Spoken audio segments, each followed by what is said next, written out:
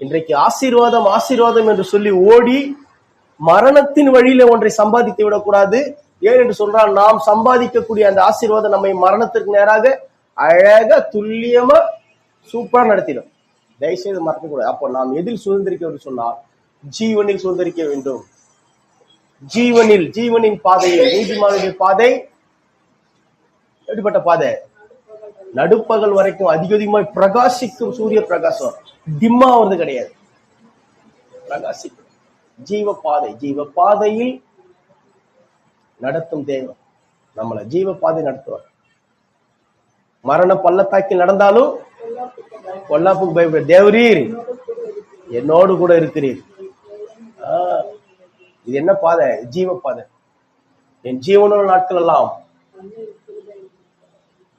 கர்த்தருடைய வீட்டில நீடித்த நாட்களாய் எடுத்திருப்பேன். சும்மா இல்லை. அதனால நம்மளுடைய சுதந்திரிப்பது எந்த அளவுக்கு முக்கியமோ அந்த அளவுக்கு நம்முடைய வாழ்க்கையில அந்த வழி முக்கியம். அதனால